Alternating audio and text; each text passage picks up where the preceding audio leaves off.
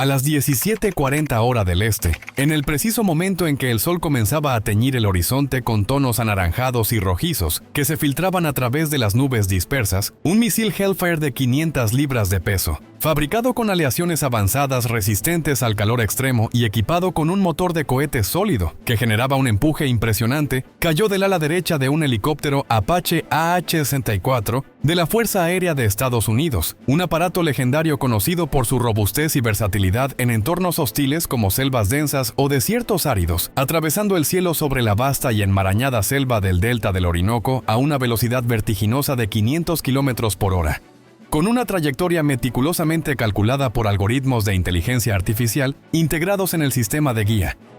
diseñados para lograr la máxima precisión y efectividad letal posible en condiciones variables como vientos cruzados o interferencias electromagnéticas. Este misil, guiado por un sistema de búsqueda avanzado que incorporaba sensores infrarrojos de última generación y radares activos de banda milimétrica, detectaba emisiones de calor enemigas en tiempo real con una sensibilidad extrema que permitía discriminar entre señales falsas generadas por fuentes naturales como animales silvestres o fogatas improvisadas y señales reales provenientes de motores de vehículos o cuerpos humanos en movimiento, ajustando su curso automáticamente mediante actuadores hidráulicos de respuesta rápida en fracciones de segundo para impactar el objetivo con una devastadora exactitud que no dejaba margen para error ni escapatoria posible en el denso escenario selvático donde cada segundo contaba para el éxito de la maniobra, la preservación de vidas aliadas y la supervivencia del convoy enemigo que se movía desprevenido bajo el follaje espeso y húmedo, cubierto por capas de vegetación tropical que incluían árboles altos como ceibas y palmas,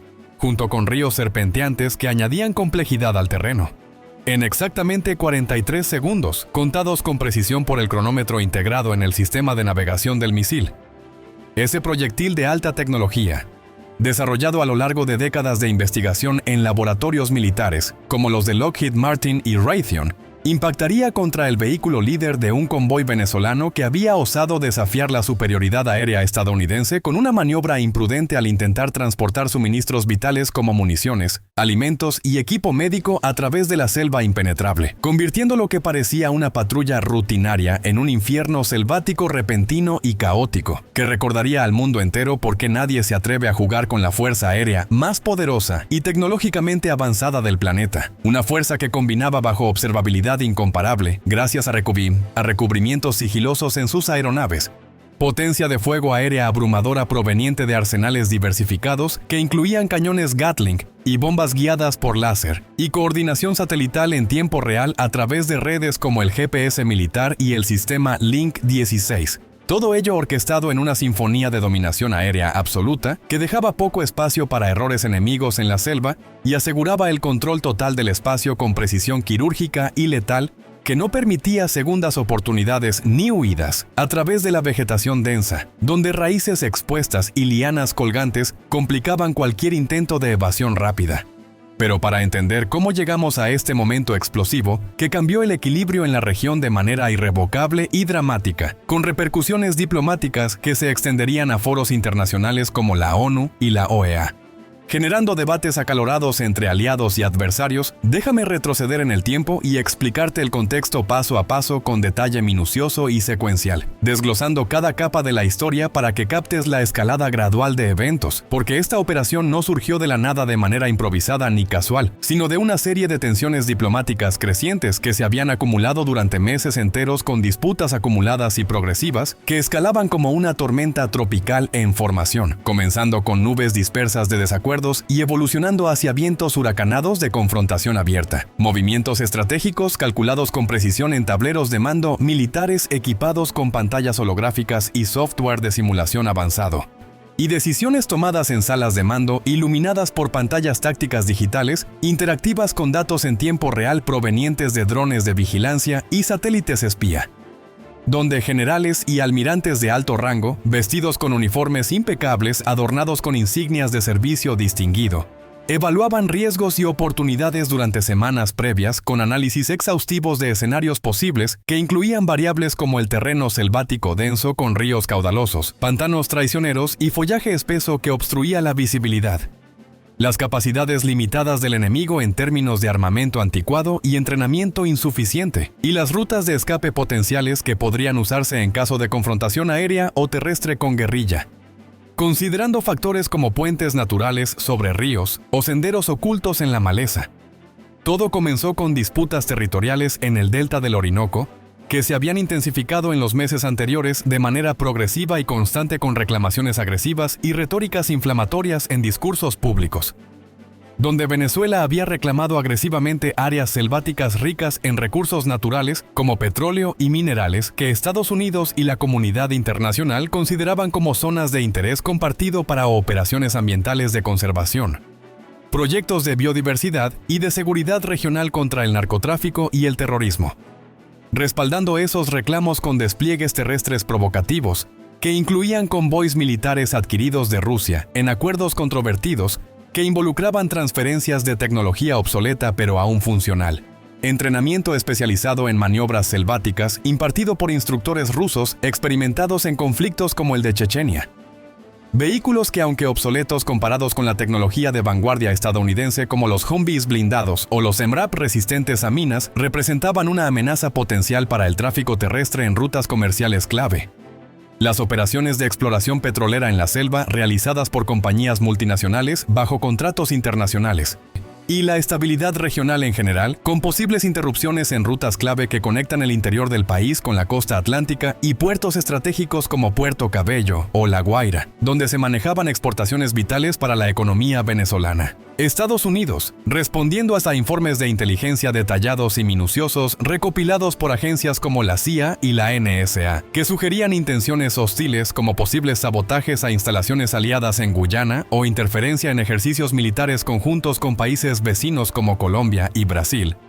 decidió imponer una presencia aérea disuasoria para disuadir cualquier aventura expansionista que pudiera escalar a un conflicto mayor con repercusiones diplomáticas y económicas globales que afectarían mercados petroleros y alianzas regionales. Pero no una presencia cualquiera improvisada o limitada en alcance y duración, sino una respaldada por la fuerza aérea más poderosa jamás reunida en esa región, desde operaciones pasadas en América Latina como la invasión de Panamá en 1939 o intervenciones en Granada, involucrando no solo helicópteros de ataque con capacidades de inmersión en la selva para evasión de detección terrestre mediante vuelo a baja altitud y uso de terreno para cobertura,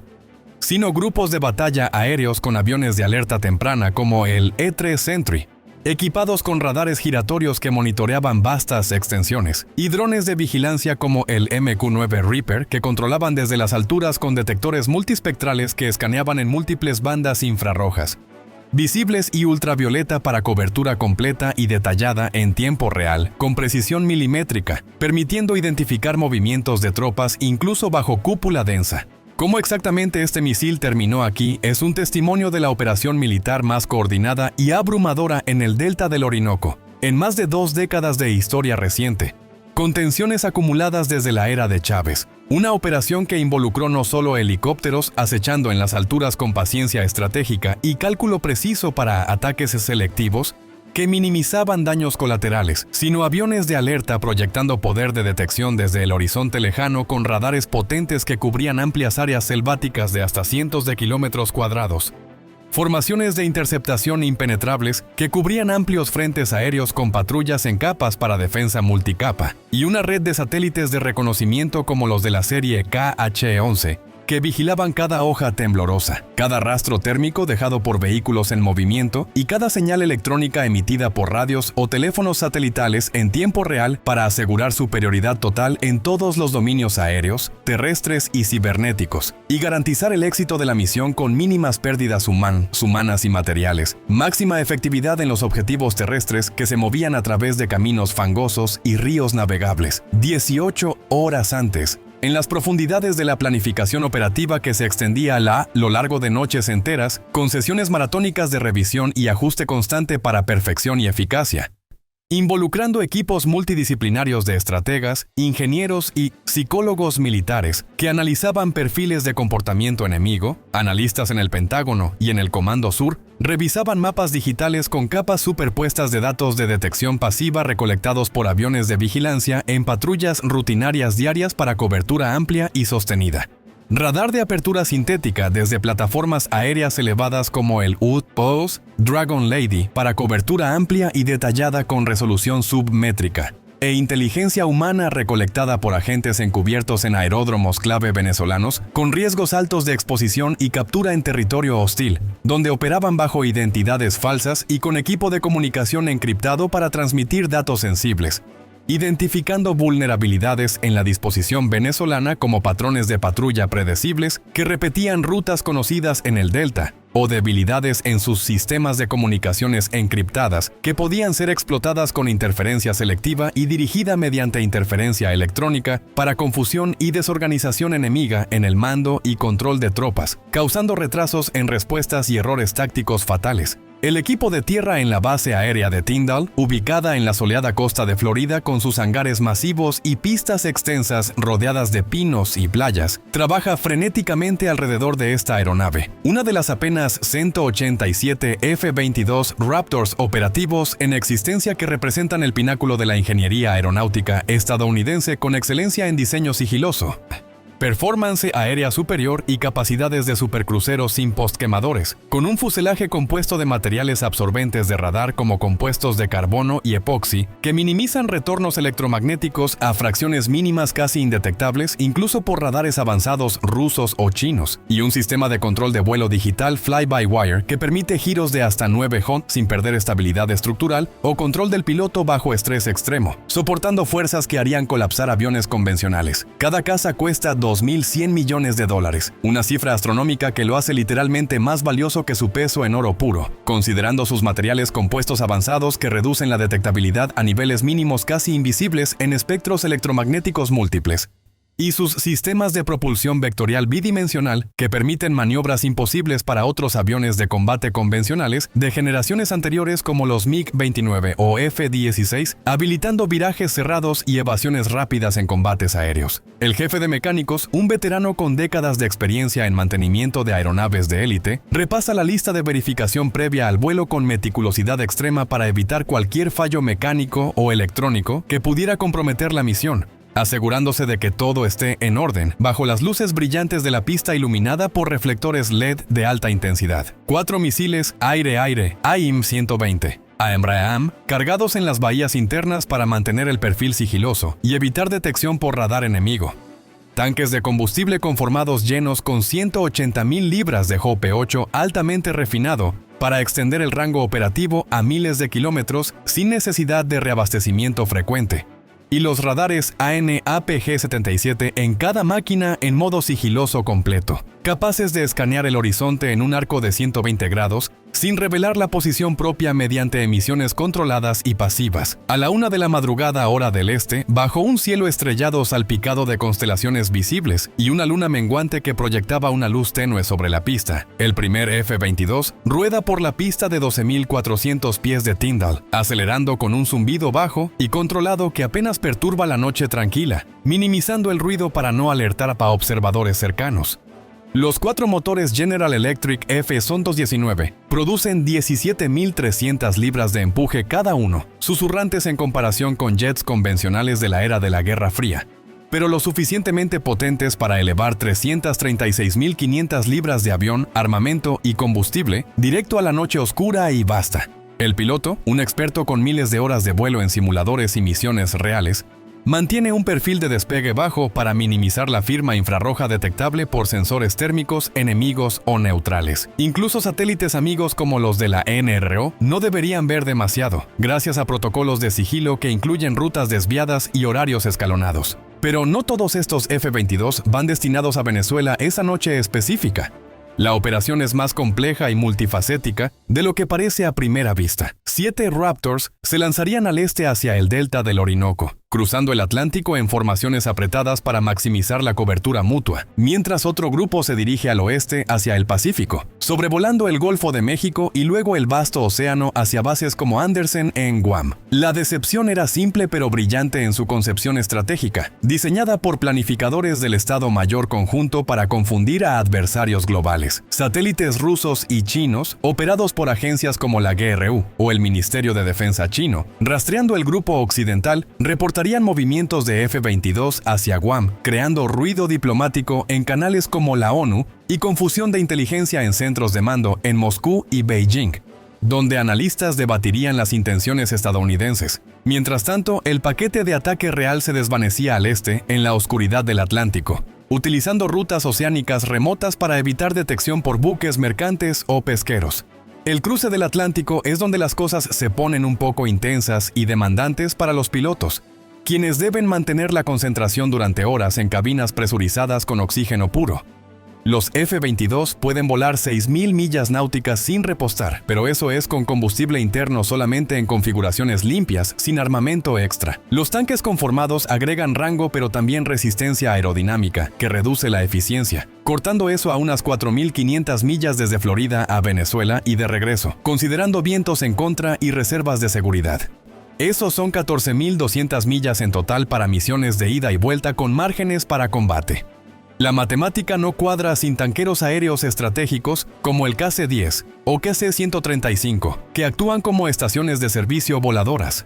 El primer reabastecimiento aéreo ocurre alrededor de las 4 de la mañana sobre el Atlántico Medio, en coordenadas remotas lejos de rutas comerciales. Ahora, conectar una sonda de repostaje de día es como enhebrar una aguja con hilo fino bajo luz natural. De noche, en turbulencia con ambos aviones volando a 400 nudos en formaciones precisas, eso es como enhebrar una aguja montando un toro mecánico en un armario oscuro y angosto, con vientos racheados añadiendo inestabilidad. El operador de la pluma en el tanquero KC-135 extiende el brazo volador telescópico desde la cola del avión, guiándolo con joysticks precisos.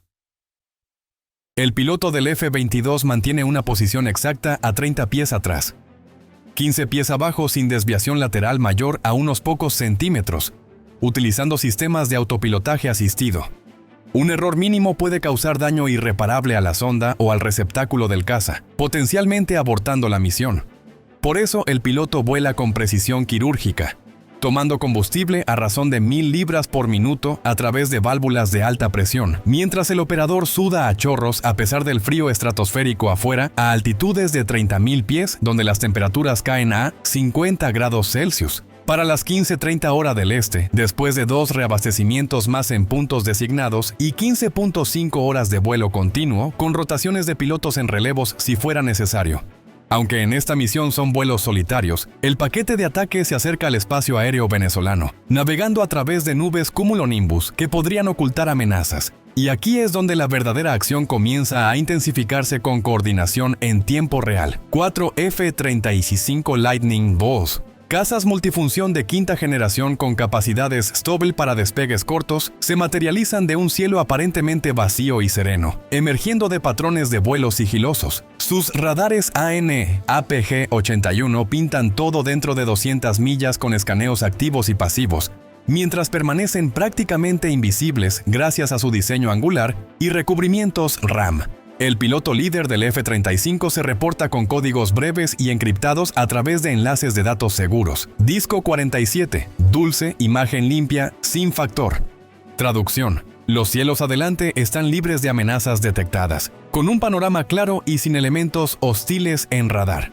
Estos 4 F-35 que ves escoltando a los Raptors son pura superioridad aérea encarnada, cargados con 6 misiles AIM-120 AMRAAM para enfrentamientos de largo alcance y 2 AIM-9 Sidewinder para combates cercanos, listos para derribar cualquier caza venezolano que despegue de bases como Barquisimeto o Maracay. Detrás de ellos, 8 FA-18 Super Hornet, operados por la Marina desde portaaviones como el USS o Theodore Roosevelt, forman la retaguardia con cargas mixtas de misiles y bombas. La Fuerza Aérea Venezolana podría ser decente con sus Su-30 MKB rusos, pero contra 2 escuadrones de cazas de quinta generación, respaldados por AWACS. Mejor que se queden en tierra para evitar pérdidas innecesarias. A las 18:39 hora local, bajo un crepúsculo tropical que pintaba el cielo de púrpuras y dorados, el F-22 líder inicia su corrida de ataque descendiendo en un ángulo calculado. El piloto activa el sistema de puntería asistido por GPS, que se comunica con múltiples satélites en órbita geoestacionaria, para lograr precisión dentro de 5 pies, corrigiendo por deriva y vientos.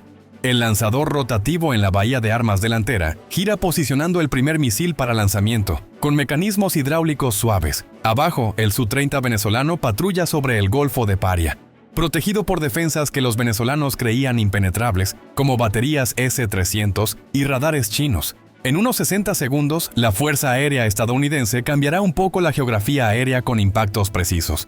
Pero estos no son las únicas unidades soltando fuego esta noche. La operación es un esfuerzo conjunto multiservicio. 2 horas antes, a las 17 horas del este, a 1.200 millas de donde los F-22 se acercan al espacio aéreo venezolano soberano, el capitán, un oficial naval con experiencia en submarinos nucleares, está en la sala de control de un submarino de misiles guiados, probablemente el USS Georgia de la clase Ohio modificada, y observa la cuenta regresiva digital en la pantalla táctica multifunción iluminada en rojo tenue para preservar la visión nocturna. El Georgia no es como cualquier otro submarino en el mundo. Es una bestia submarina única. Originalmente construido como un submarino clase Ohio para misiles balísticos nucleares, llevando viviendo tridentes con punta nuclear capaces de destruir ciudades enteras,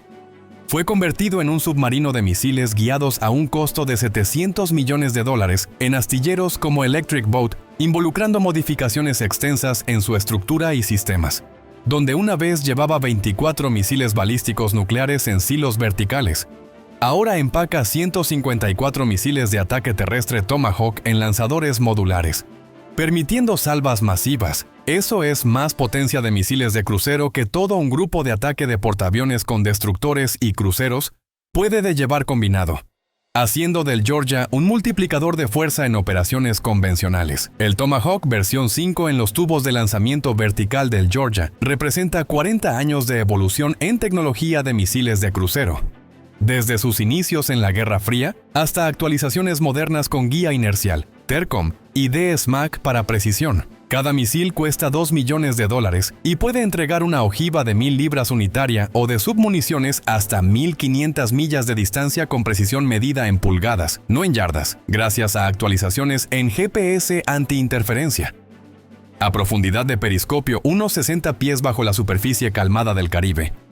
el Georgia es vulnerable a detección acústica o visual. Su mástil fotónico ANBBS-1 rompe la superficie como un periscopio metálico delgado, creando un retorno de radar mínimo pero detectable que cualquier operador competente con radares costeros debería notar si escanea correctamente. Pero los venezolanos miran en el lugar equivocado, distraídos por amenazas aéreas. Sus radares costeros se enfocan en las aguas estrechas del Caribe cerca de la costa, no en las profundidades oceánicas donde acecha el Georgia en silencio, con su sonar pasivo escuchando sonidos ambientales. Sin embargo, lanzar misiles desde bajo el agua no es como un videojuego simplificado, es un ballet de física y ingeniería. Cada Tomahawk se sienta en un canister lleno de gas a alta presión nitrógeno para eyección fría. Cuando llega el comando de lanzamiento desde el centro de mando, una carga explosiva rompe el sello del canister con un estallido controlado, y la presión de gas literalmente dispara el misil fuera del tubo como un corcho de champán gigante, propulsándolo hacia arriba.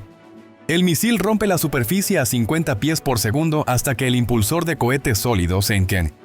enciende con una llama brillante y lo envía escalando al cielo nocturno en una trayectoria programada.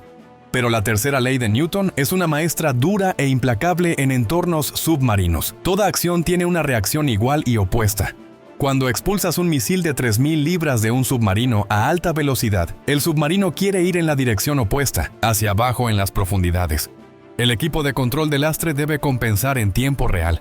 bombeando agua entre tanques de ajuste variables con bombas hidráulicas de alta capacidad para mantener la profundidad deseada y evitar descensos incontrolados que podrían dañar el casco o exponer el submarino a presiones excesivas. Todo mientras el sonar monitorea por amenazas como torpedos enemigos o minas flotantes en la zona. Demasiado lento en la compensación del lastre, y el submarino emerge de manera incontrolada a la superficie del océano, mostrándose vulnerable a cada radar enemigo o neutral dentro de un radio de 50 millas náuticas, exponiendo su silueta masiva y característica a sensores electromagnéticos que podrían detectarlo desde plataformas aéreas, buques de superficie o incluso satélites de vigilancia en órbita baja que escanean constantemente las aguas del Caribe en busca de anomalías, lo que podría comprometer no solo la misión actual, sino la seguridad de la tripulación compuesta por más de 100 marineros altamente entrenados en operaciones submarinas clasificadas.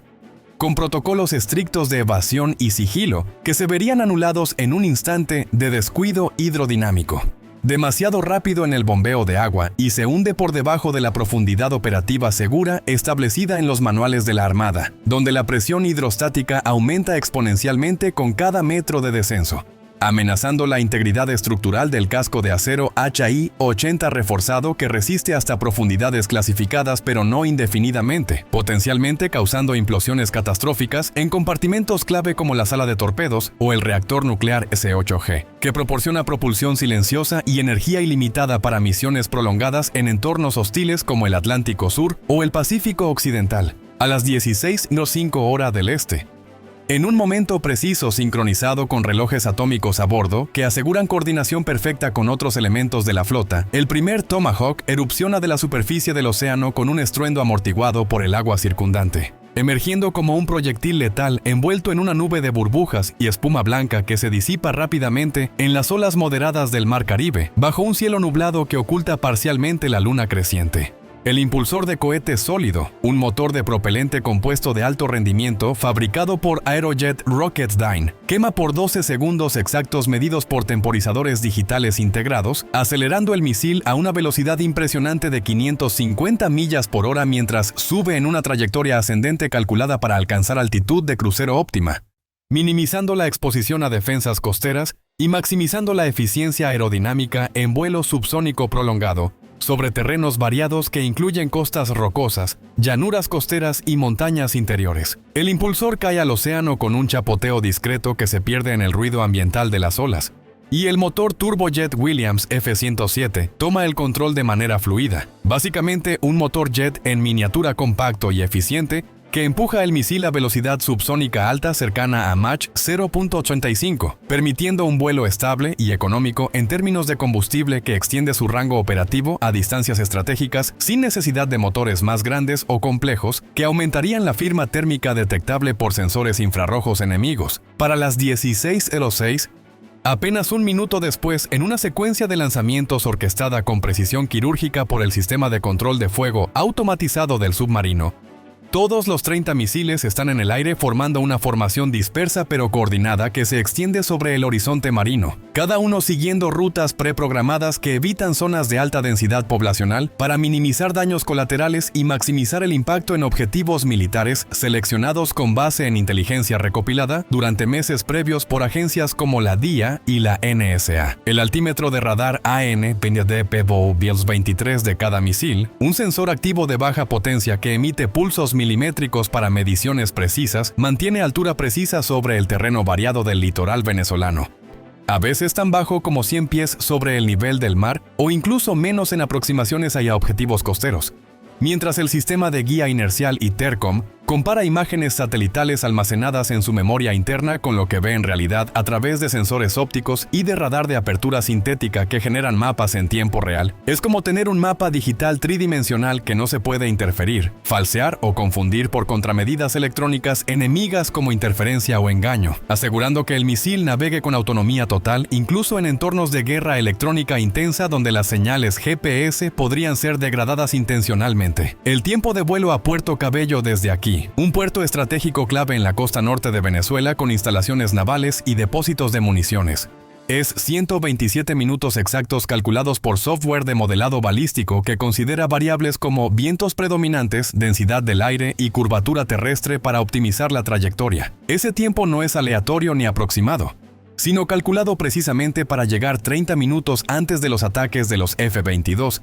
que forman el componente aéreo principal de la operación, ablandando defensas aéreas con impactos selectivos en radares y baterías antiaéreas, creando caos organizado en las líneas de mando venezolanas y dispersando recursos defensivos que de otro modo se concentrarían en amenazas de alta altitud, permitiendo una ventana de vulnerabilidad temporal que los planificadores del Pentágono explotan con maestría táctica basada en simulaciones repetidas en centros de entrenamiento como el de Norfolk. Mientras las defensas venezolanas se enfocan en los cazas de alta altitud que aparecen en sus radares como ecos distantes y amenazantes,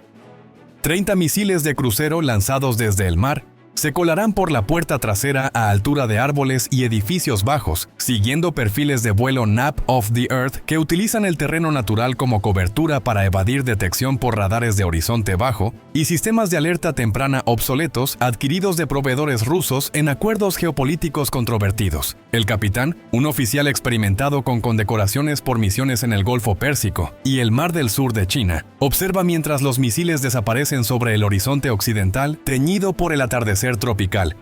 Cada uno se muestra como un triángulo azul parpadeante con un temporizador de cuenta regresiva en las pantallas táctiles multifunción de la sala de control iluminada en rojo tenue para preservar la visión nocturna de la tripulación. El rol del submarino en la Operación Martillo Caribeño, un nombre en código clasificado que evoca la fuerza implacable de un golpe decisivo en el teatro de operaciones latinoamericano, está completo por el momento, pero las armas que ha lanzado apenas comienzan su viaje letal hacia objetivos priorizados como bases navales, depósitos de combustible y centros de comando que sostienen la infraestructura militar venezolana. El enlace de datos satelital bidireccional del versión 5 del Tomahawk, una mejora tecnológica implementada en actualizaciones recientes por contratistas como Raytheon, significa que estos no son solo bombas voladoras pasivas, sino plataformas inteligentes con capacidades de red. Son activos de reconocimiento en movimiento que pueden ajustar rutas en vuelo basado en datos recibidos. Mientras vuelan hacia Venezuela a través de rutas oceánicas y luego continentales, transmiten imágenes de video en baja resolución y datos de sensores de vuelta a través de relevos satelitales seguros como los de la constelación Milstar o AEHF, dando capacidad de evaluación de daños en batalla en tiempo real a centros de operaciones como el NORAD o el Comando Sur, permitiendo ajustes dinámicos en la misión si se detectan cambios en el terreno o movimientos enemigos inesperados. El Georgia inicia su descenso de vuelta a profundidad de patrulla operativa, sumergiéndose gradualmente en la termoclina oceánica, donde diferencias de temperatura estratificadas doblan ondas sonoras acústicas y hacen la detección por sonar activo o pasivo casi imposible para submarinos cazadores o buques antisubmarinos venezolanos equipados con tecnología rusa limitada, desapareciendo efectivamente en las profundidades azules del Caribe, como un fantasma submarino que ha cumplido su rol en la cadena de eventos. Sobre él, 30 misiles de crucero están haciendo historia al demostrar la proyección de poder naval estadounidense en regiones distantes, redefiniendo el equilibrio estratégico en América Latina con una demostración de precisión y letalidad que envía mensajes claros a aliados y adversarios por igual. Pero hay una cosa más que Estados Unidos ha lanzado antes de que los F-22 entren en espacio aéreo venezolano soberano, añadiendo capas adicionales de complejidad y superioridad táctica a la operación multifacética. Esta noche a las 16 MOS hora del este, bajo un cielo crepuscular que transita de la luz diurna a la oscuridad estrellada, un barrido masivo de cazas acelera adelante de la formación principal de F-22 como una vanguardia aérea imponente. Más de 60 aeronaves formando el paquete de supresión de defensas enemigas más grande y sofisticado desde la Operación Libertad iraquí en 2003, donde tácticas similares desmantelaron redes de defensa aérea sadamitas en cuestión de horas, involucrando no solo cazas de élite sino plataformas de guerra electrónica y apoyo logístico que crean un ecosistema aéreo dominante.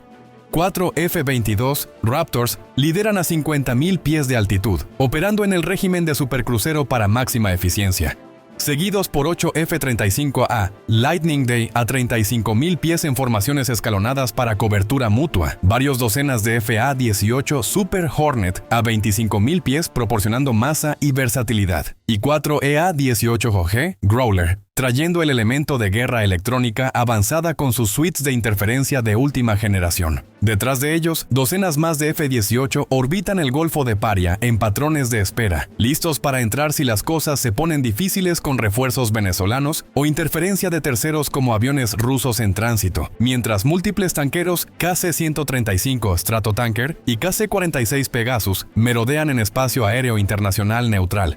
extendiendo el rango operativo indefinidamente con reabastecimientos en vuelo que mantienen la persistencia aérea. Y un avión RC-135 Rivet Joint, una plataforma de inteligencia electrónica con antenas masivas y sensores pasivos, aspira cada emisión electrónica dentro de 500 millas náuticas, recopilando datos sobre frecuencias, modulaciones y localizaciones para análisis posterior en laboratorios de la NSA. Aquí está el cálculo táctico que impulsó la planificación de carga en bases como Oceana o Lemur, donde equipos de armeros cargaron municiones específicas con precisión logística. Los F-35 permanecen en configuración pura aire-aire para mantener mantener su bajo perfil radar, cada uno equipado con 4 misiles AIM-120 AMRAAM en bahías internas, sirviendo como detectores delanteros sigilosos que escanean sin ser vistos. El golpe real viene de 3 docenas de FEA-18 Super Hornet, repartidos en múltiples escuadrones navales, con rotaciones de pilotos frescos, algunos transportando 3 misiles AGM-88 HARM antirradar para supresión de emisiones, otros cargados para aire-aire con Sidewinders y AMRAAM para defensa cercana,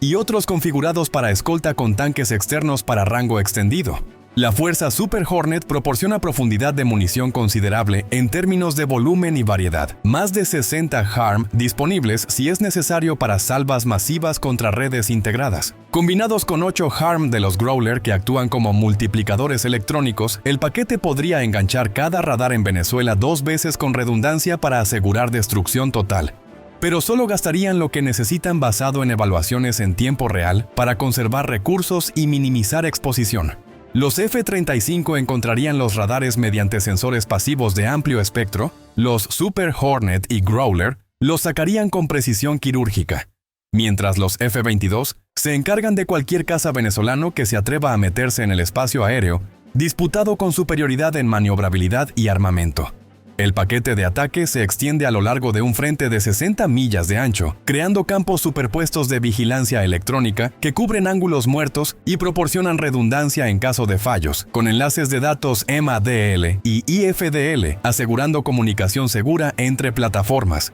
Los F-35 usan sus suites de guerra electrónica AN/ASQ-239 para mapear pasivamente las defensas aéreas venezolanas mientras permanecen electromagnéticamente invisibles gracias a su diseño angular y recubrimientos RAM, detectando incluso radares de baja frecuencia. Cuando detectan una amenaza activa como un radar de adquisición, pasan datos de puntería vía enlaces de datos cifrados a los Super Hornet, que pueden enganchar desde distancia segura de hasta 50 millas sin comprometer el bajo observabilidad de los F-35 ni exponerse a contrafuego. A 50 millas al sur, en una posición offset para cobertura lateral, los EA-18G Growler inician su sinfonía electrónica orquestada. Las 3 pods Elki 99 de cada aeronave bombean 30 kilovatios de potencia de interferencia a través de múltiples bandas simultáneamente, desde VHF hasta Q-band, creando un muro de ruido electrónico impenetrable. Operadores de radar venezolanos ven sus pantallas llenarse de retornos falsos generados por algoritmos de engaño avanzados, aviones fantasma apareciendo y desapareciendo en patrones caóticos,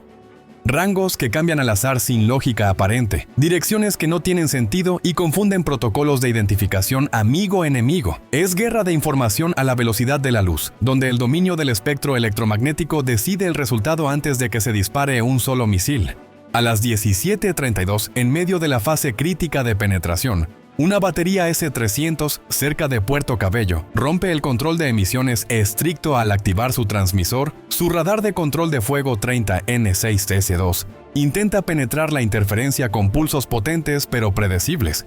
El momento en que transmite, 3 aeronaves separadas en la formación tienen soluciones de tiro independientes gracias a triangulación pasiva. Un F-35 lo detecta primero a través de detectores pasivos de banda ancha que identifican la firma única.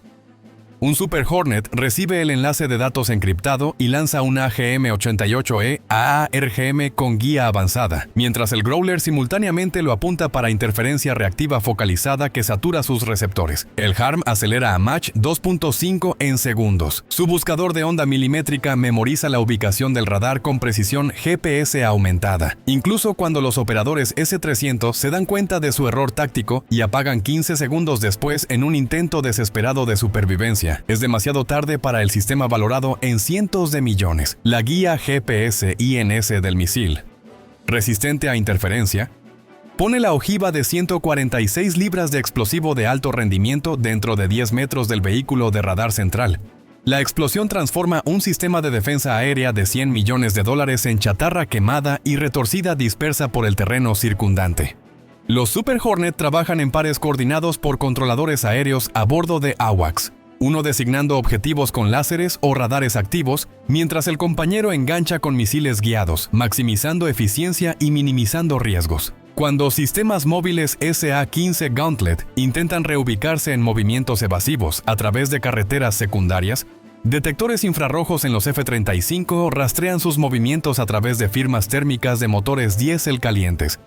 vectorizando los Super Hornet para intercepciones rápidas y letales antes de que puedan reensamblarse. La integración entre cazas de cuarta generación como los Hornet y quinta generación como los F-35 y F-22 resulta devastadora en su sinergia. Plataformas sigilosas sirven como detectores avanzados, mientras cazas anteriores actúan como tiradores de alto volumen con cargas pesadas. Para las 17:35, apenas 3 minutos después, en una secuencia acelerada de enfrentamientos, la misión de supresión había gastado 31 HARM en salvas selectivas, logrando un número igual de radares y sitios de misiles destruidos con tasas de acierto cercanas al 100%, verificadas por drones de vigilancia post-ataque. Más importante aún, cada radar sobreviviente se ha silenciado voluntariamente por miedo a la detección. El efecto psicológico multiplica el daño físico al inducir parálisis en las cadenas de mando venezolanas. Operadores venezolanos entrenados para temer capacidades de supresión estadounidenses, basadas en doctrinas probadas en conflictos como Kosovo o Libia, eligen supervivencia sobre deber patriótico en un cálculo racional de riesgos. Los Growler cambian a interferencia de comunicaciones en una fase secundaria, apuntando frecuencias militares desde VHF hasta UHF con pulsos dirigidos que bloquean enlaces de datos, incluso redes celulares en las áreas objetivo experimentan disrupción temporal que aísla unidades terrestres. Los F-22 mantienen cobertura alta a altitudes estratosféricas, sus radares ANAPG-77 buscando cualquier piloto venezolano que lance desde aeródromos como Maiquetía. Ninguno lo hace ante la abrumadora superioridad. Los Super Hornet orbitan en cajas asignadas por planificadores del CENTCOM, patrones geométricos que maximizan cobertura. Los F-35 continúan vigilancia persistente, construyendo un mapa en tiempo real de activos sobrevivientes para actualizaciones en bases de datos globales. A las 17:39 hora del este, con el corredor aéreo limpio de amenazas y un silencio radioeléctrico ominoso, los F-22 comienzan su corrida principal descendiendo en ángulos controlados. La armada de 125 aeronaves ha creado una autopista de 50 millas de ancho y 200 millas de profundidad donde aviones estadounidenses operan sin oposición alguna. Ni un solo misil superficie-aire lanzado en respuesta. Ningún caza venezolano despegó de sus hangares fortificados. El sorpresa fue total y absoluto, planeado con meses de anticipación. La ejecución impecable en cada fase, desde el lanzamiento submarino hasta la supresión aérea. En menos de media hora de operaciones intensas, la base aérea venezolana fue borrada del mapa operativo con impactos precisos que destruyeron pistas, hangares y depósitos. En 25 minutos cronometrados, Estados Unidos hizo lo que administraciones previas no pudieron o no quisieron: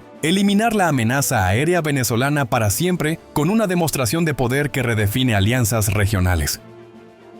Adiós por ahora, hasta la próxima fase de estabilización. Suscríbete si te gustó el video, con su narrativa detallada y análisis táctico profundo que desglosa operaciones complejas en términos accesibles. ¿Y quieres ver más videos como este? Explorando escenarios militares hipotéticos con precisión histórica y técnica para educar y entretener a audiencias interesadas en defensa y estrategia global.